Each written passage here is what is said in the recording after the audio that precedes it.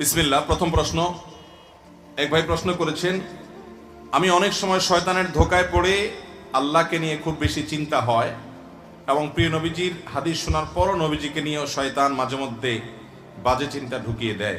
এতে কি আমার ঈমান চলে গেছে? এগুলো মনের মধ্যে আসার কারণে আমি মনে করেছিলাম আমার ঈমান নষ্ট হয়ে গেছে, তারপর আমি নিজে নিজে আবার কালিমা পড়েছি, এদিকে আমি ঠিক করেছি? দয়া করে একটু বলবেন।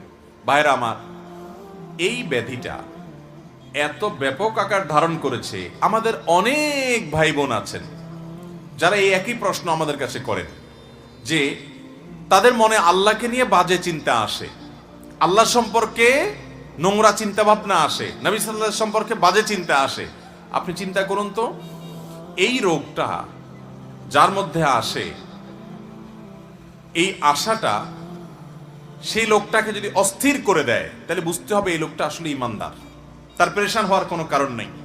ঠিক এই একই প্রশ্ন নবী করিম সাল্লাল্লাহু আলাইহি সাল্লামকে করা হয়েছিল। একজন সাহাবী বলেছেন, ইয়া রাসূলুল্লাহ, আল্লাহ সম্পর্কে আমার মধ্যে বাজে চিন্তা আসে, যখন আল্লাহ সম্পর্কে বাজে চিন্তা আসে আমি পেরেশান হয়ে যাই, অস্থির হয়ে যাই যে কেন আমার মনে এটা আসছে। নবী করিম সাল্লাল্লাহু আলাইহি সাল্লাম বলেছেন, যাকা নাফসুল ঈমান, তোমার মনে আল্লাহ সম্পর্কে বাজে চিন্তা আসছে, আসার পরে তোমার মনটা অস্থির হয়ে গেছে, এটাই তো তোমার ভিতরে ঈমান থাকার দলিল। কারণ খালি ঘরে চোর আসে না, যেই ঘরে টাকা পয়সা জিনিসপত্র থাকে ওখানে চোর যায়। তোমার মনের ভিতরে শয়তান এসে তোমার ভিতরে যেহেতু ঈমান আছে, এই জন্য বাজে চিন্তা ঢুকাচ্ছে, তোমার ঈমান নষ্ট করার চেষ্টা করছে। তুমি সেটা টের পেয়ে গেছো, অস্থির হচ্ছ, পেরেশান হচ্ছ, এর মানে হলো তোমার ভিতরে ঈমান আছে। এটা ঈমান থাকার প্রমাণ, তোমার টেনশনের কারণ নাই, বরং আল্লাহ শুকর আদায় করবা আর এটাকে একেবারেই আমলে নিবা না। এরকম ইচ্ছার বাইরে মনে বাজে চিন্তা শয়তান ঢুকিয়ে দিচ্ছে, এর কারণে আপনার ঈমানের ক্ষতি হবে না, এর কারণে আপনি বেঈমান হবেন না, বরং এরকম পরিস্থিতি আসলে কয়েকটা কাজ করবেন। নাম্বার 1, এটাকে একদম আমলে নিবেন না। নাম্বার 2, খুশি হবেন যে আমার ভিতরে ঈমান আছে, এজন্য শয়তান আমাকে খোঁচাচ্ছে। কোনো অমুসলিম, কোনো ভিন্ন ধর্মের অনুসারী কিংবা কোনো নাস্তিক জীবনে এই কথা বলবে না যে তার মনে এরকম হঠাৎ হঠাৎ বাজে চিন্তা আসে, কারণ ওর ভিতরে তো ঈমানই নাই। শয়তান তার কাছ থেকে ঈমান ছিনায় নেওয়ার চেষ্টাই করবে না। শয়তানকে আমরা দেখি না, গোটা কোরআন জুড়ে সবচেয়ে বেশি সাবধান করা হয়েছে আমাদেরকে শয়তানের ব্যাপারে। আদুউন মুবিন আল্লাহ তাআলা বলেছেন, সেই শয়তান সম্পর্কে আমাদের ধারণাই নেই, আমরা জানি না। আমাদের রগে রগে সে ঢুকতে পারে, ইন্নাশ শায়তানা ইয়াজরি আহাদাকুম মাজরাদ দাম, আমাদের রক্ত প্রবাহের সাথে মিশে যেতে পারে, আমাদের উপরে প্রভাব বিস্তার করে, বাজে জল্পনা কল্পনা তৈরি করে, খারাপ পথে নেওয়ার জন্য আমাদের মনের ভিতরে প্রভাব সৃষ্টি করে শয়তানে।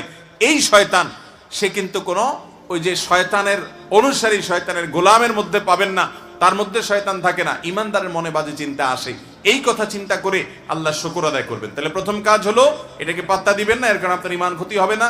দ্বিতীয় কাজ হলো আল্লাহ শুকর আদায় করবেন, আমার মধ্যে ঈমান আছে দেখেই আমার মধ্যে এগুলো আসছে, নবীজি বলেছেন সেটা। নাম্বার 3, এরকম বাজে চিন্তা আসলে আমানতু বিল্লাহি ওয়া রাসূলিহি, এটা পড়বেন, আমানতু বিল্লাহি ওয়া রাসূলিহি, আমি আল্লাহ এবং তার রাসূলের প্রতি ঈমান আনলাম। এটা বললে দেখবেন যে মন থেকে শয়তান দূর হয়ে গেছে। আর 4 নম্বর কাজ হলো বাম দিকে প্রতীকী থুতু নিক্ষেপ করবেন, বাম দিকে। কারণ এ জাতীয় শয়তান মনের ভিতর যে ওয়াসওয়াসা দেয়, এটা সাধারণত বাম পাশ থেকে অ্যাটাক করে, আক্রমণ করে। এবং কিছু শয়তানি আছে মানুষের মনের ভিতরে বাজে চিন্তা ঢুকায়। এই জাতীয় শয়তান থেকে পানা চাওয়ার জন্য বাম দিকে থুতু থুতু করে এরকম 3 বার ফেলবেন, থুতু ফেলবেন না, জাস্ট প্রতীকী থুতু। তাহলে এই কাজগুলো যদি করেন, সেই সাথে আল্লাহর কাছে সবসময় পানা চাইবেন। ভাইরা আমার, আমরা এমন একটা সময় আছি, আখিরি জামানা, চতুর্দিক থেকে ফিতনা, ঈমান ধরে রাখা জ্বলন্ত কয়লা হাতে রাখার চাইতে কঠিন হবে। সেরকম একটা সময় আমরা অনেকটা পার করছি ভাইরা। এক একভাবে এক একজনের ঈমান নষ্ট হয়ে যাবে। কত মানুষ কত জায়গায় ঈমানকে বিলিয়ে চলে আসবে, কেউ খেলার নামে, কেউ সম্পদ আহরণের নামে, কেউ নিজের ভোগ বিলাসের নামে, এক একজন এক একটার নামে ঈমানকে শেষ করে দিয়ে আসবে, সে টেরও পাবে না। ইউসবিহুর রাজুলু মুমিনা ওয়া ইউমসি কাফিরা, সকালবেলা ঈমানদার থাকবে, সন্ধ্যায় বেঈমান হয়ে যাবে। আও ইউমসি মুমিনা ওয়া ইউসবিহু কাফিরা, সন্ধ্যায় ঈমানদার থাকবে, সকালে বেঈমান হয়ে যাবে, টেরও পাবে না। কচুর পাতার পানির মতো হয়ে যাবে ঈমান। জ্বলন্ত কয়লা রাখা যত কষ্টের হবে, ঈমানের উপরে টিকা তত কঠিন হবে। এরকম জটিল একটা পরিস্থিতির মধ্যে আমরা আছি। আমাদের ছেলে মেয়েরা, তাদের জন্য ভবিষ্যৎটা আরো কঠিন হয়তো হবে। তো এই জন্য আল্লাহর কাছে ভাই চোখের পানি ফেলে পানা চাইতে হবে, আল্লাহ আপনি আমাকে হেফাজত করেন। একটি দোয়া নামাজের শেষ বৈঠকে সবসময় পড়বেন ভাই। নবী করিম সাল্লাল্লাহু আলাইহি সাল্লাম পড়তেন খুব গুরুত্বের সাথে। দোয়ায়ে মাসুরার জায়গায় আল্লাহুম্মা ইন্নী যালামতু নাফসি যুলমান কাসীরা যেটা আমরা পড়ি, এটাও হাদিসে আছে। এটার জায়গায় মাঝে মধ্যে ওই দোয়াটাও পড়বেন, এটার জায়গায় ওইটা পড়বেন মাঝে মধ্যে। নবী সাল্লাল্লাহু আলাইহি ওয়াসাল্লাম পড়তেন আল্লাহুম্মা ইন্নী আউযু বিকা মিন আযাবিল কবর, আল্লাহুম্মা ইন্নী আউযু বিকা মিন আযাবি জাহান্নাম ওয়া মিন আযাবিল কবর ওয়া আউযু বিকা মিন ফিতনাতিল মাহইয়া ওয়াল মামাত ওয়া আউযু বিকা মিন শাররি ফিতনাতিল মাসীহিদ দাজ্জাল। চারটা জিনিস থেকে নবী সাল্লাল্লাহু আলাইহি ওয়াসাল্লাম পানা চাইতেন। জাহান্নাম থেকে পানা চাইতেন, কবরের আযাব থেকে পানা চাইতেন, জীবন এবং মরণের ফিতনা থেকে।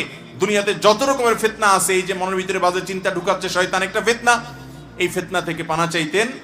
অনেকে অনেক কিছুর নামে ঈমান হারা হয়ে যাবে, সেটারও পাবে না, ঈমানের চেতনা হারা হয়ে যাবে অনেকে, এবং দাজ্জালের ফিতনা থেকে পানা চাইবো। অতএব সর্বশেষ আমল হলো আল্লাহর কাছে পানা চাইবো বেশি বেশি করে। আবারও বলছি, আল্লাহকে নিয়ে বাজে চিন্তা আসছে, প্রথমত এটাকে কেয়ার করবেন না, কারণ এটা শয়তান দিচ্ছে, এর কারণে আপনার ঈমান নষ্ট হবে না। দ্বিতীয়ত, এটা ভেবে খুশি হবেন যে এটা আপনার ভেতরকার ঈমান থাকার প্রমাণ, যে আপনার ভেতরকার ঈমান হরণের জন্য শয়তান চেষ্টা করছে, আপনি টের পেয়ে গেছেন। নবী সাল্লাল্লাহু আলাইহি সাল্লাম এর হাদিস অনুযায়ী যাকা নফসুল ঈমান, এটাই ঈমানের আলামত। অতএব আপনি এটা ভেবে খুশি হবেন, দেখবেন শয়তান দৌড়ের উপরে থাকবে। নাম্বার 3, এরকম জল্পনা কল্পনা আসলে আমানতু বিল্লাহি ওয়া রাসূলি পড়ে ঈমানকে নবায়ন করে ফেলবেন সাথে সাথে। নাম্বার 4, বাম দিকে থুতু প্রতিকৃতি নিক্ষেপ করবেন। আর 5 নম্বর হলো আল্লাহর কাছে পানা চাইবেন। আল্লাহ তাআলা আমাদেরকে আখিরি জামানার বহুবিধ ফিতনার মধ্যে আমাদের ঈমানগুলোকে হেফাজত করার তৌফিক দান করুন।